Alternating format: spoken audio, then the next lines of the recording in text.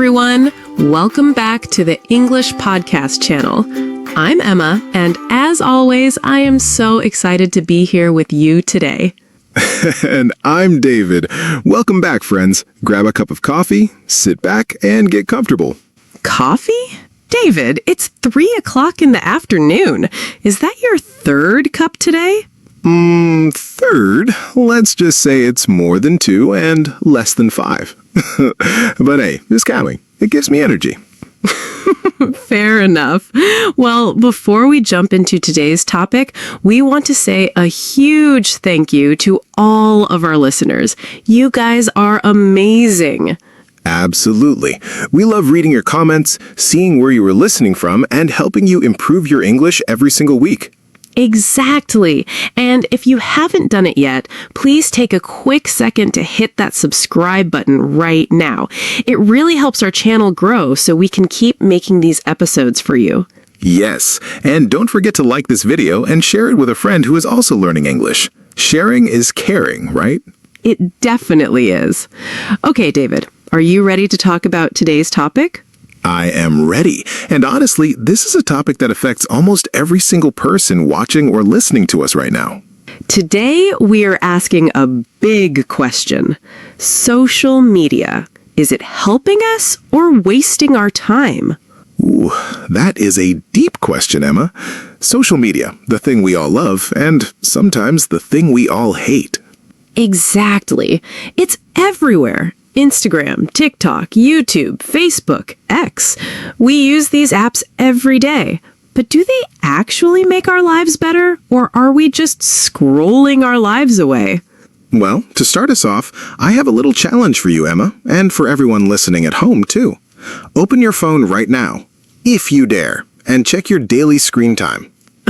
Oh no, the dreaded screen time check. Okay, wait, let me unlock my phone. Okay, settings, battery, screen time. Today I've spent 1 hour and 45 minutes. 1 hour and 45 minutes? That's it? Yep. Most of it was on WhatsApp, talking to my family, and maybe 20 minutes on Instagram looking at healthy dinner recipes. Wow, look at you, Miss Perfect Healthy Habits. You should win an award. Okay, Mr. Funny Guy, now it's your turn. Come on, be honest. What does your screen time say? Do I really have to say this out loud? It's embarrassing. Tell us. Okay. So, today, so far, 4 hours and 12 minutes. 4 hours, David? It's only mid-afternoon. What were you doing for 4 hours? Well, I woke up, right? And instead of getting out of bed, I opened phone apps. I told myself, just 5 minutes, David, just check the weather. But then I saw a funny video of a cat playing the piano. Then I watched a tech review of a new laptop. Then I looked at pictures of pizza, and suddenly, 45 minutes were gone. Sound familiar, everyone? That is what people call a rabbit hole. You start looking at one tiny thing, and before you know it, you've gone down a deep rabbit hole and lost an hour of your life. Exactly. You go down the rabbit hole and you can't get out. But seriously, Emma, 4 hours is a lot. It made me feel a little guilty when I looked at the number. And that's the thing, right? Social media has this crazy power over us. But let's be fair, it's not all bad. There are two sides to this story. Let's talk about the good side first. Good idea. Let's look on the bright side. What do you actually like about social media, Emma? Well, for me, the biggest benefit is staying connected.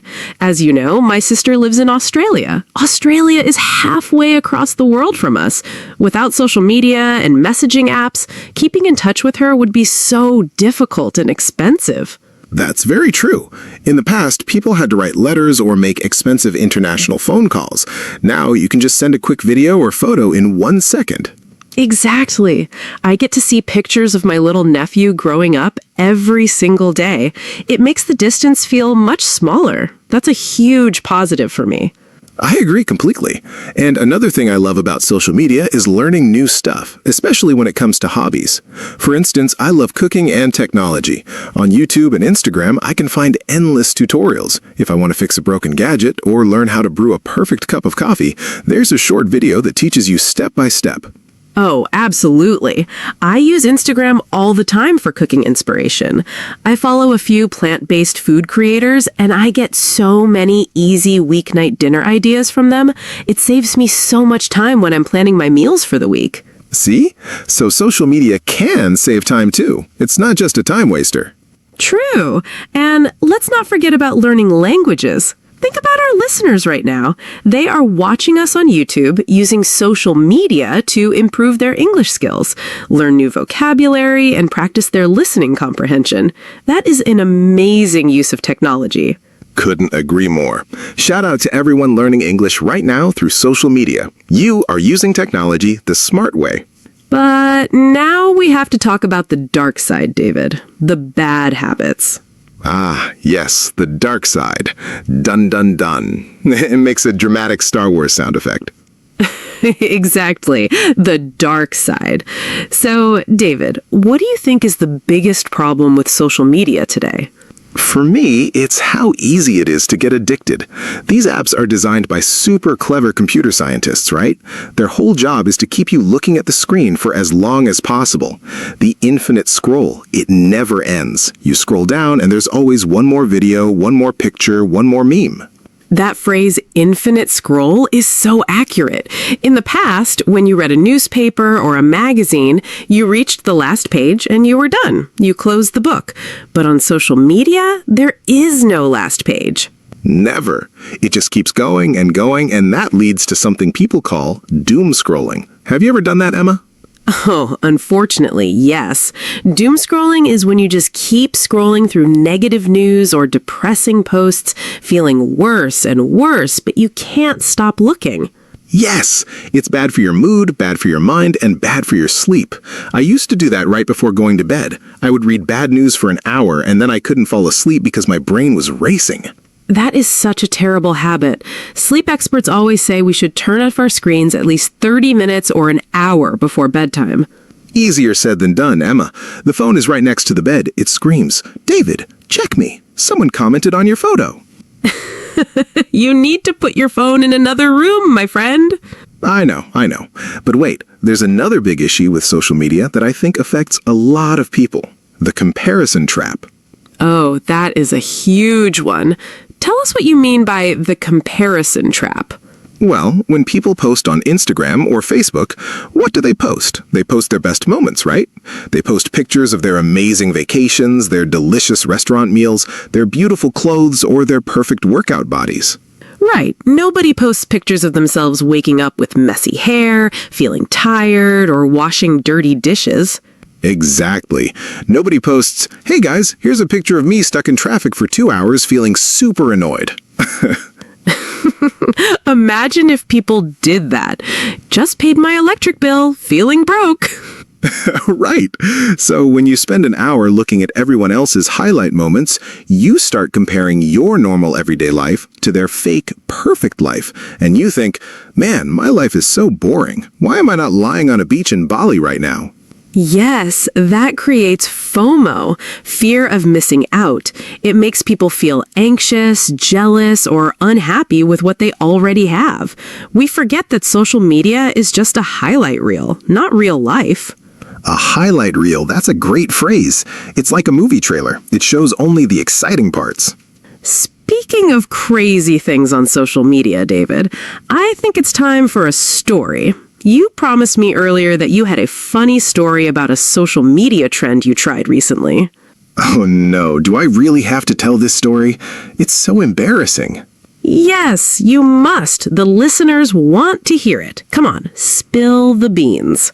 Okay. So, about 2 months ago, I was scrolling through video reels late at night, around 11 p.m., which, as we established, is a terrible habit. Noted. 11 p.m. scrolling. Go on. Anyway, a video popped up. It was titled, "The 3-ingredient, 2-minute microwave lava cake." Ooh, lava cake. Who doesn't love chocolate lava cake? Exactly. The video showed this person mixing flour, cocoa powder, and milk in a coffee mug. They put it in the microwave for 60 seconds and boom! A perfect, fluffy, warm chocolate cake with melted chocolate exploding out of the middle. It looked like magic, and the video had over 5 million likes. Okay, 5 million likes. That sounds convincing. So I thought to myself, David, you love chocolate, you love cake, you have 2 minutes, you can do this. So I jumped out of bed, went down to the kitchen, and started gathering ingredients. But I didn't have normal flour. Uh-oh. Rule number 1 of baking, don't mess with the flour. What did you use instead? I had some pancake mix. I thought flour, pancake mix, what's the difference? It's all powdery, right?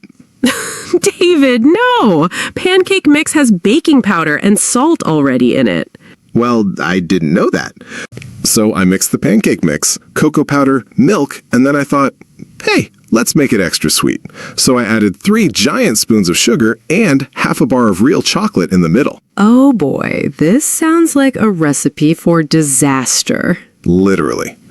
I put the mug in the microwave. The video said 60 seconds. I set the timer for 60 seconds and stood there watching through the microwave glass. For 30 seconds, nothing happened. Then, at 40 seconds, the mix started to rise. Okay, rising is good. It kept rising. It rose out of the mug. It kept growing like a dark chocolate monster. It poured over the edges of the mug, filling the entire floor of the microwave. No way! Yes way. But I panicked. Instead of pressing the stop button, I just stared at it in horror. And then, bang! What was the bang? The piece of real chocolate inside got way too hot and literally exploded.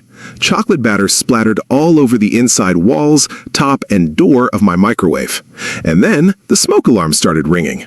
Beep, beep, beep. At 11:30 at night? At 11:30 at night. My roommate ran out of his bedroom wearing his pajamas, looking terrified, shouting, "Is there a fire?" And there I was, standing in the kitchen in my shorts, covered in chocolate smoke, holding a sticky, burnt mug.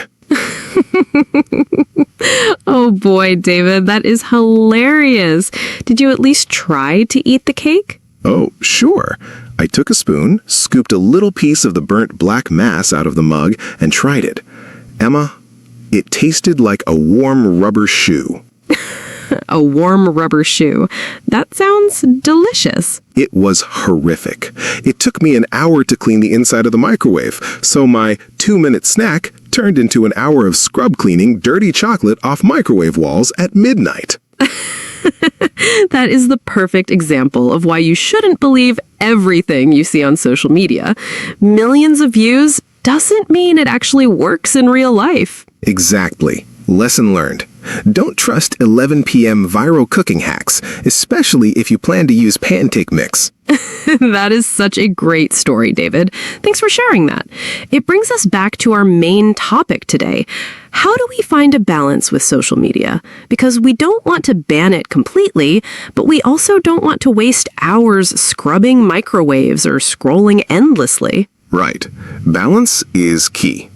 So, Emma, you seem to have a really good relationship with your phone. What are some of your top tips for keeping social media under control? Well, the first thing I do is turn off almost all notifications. Really?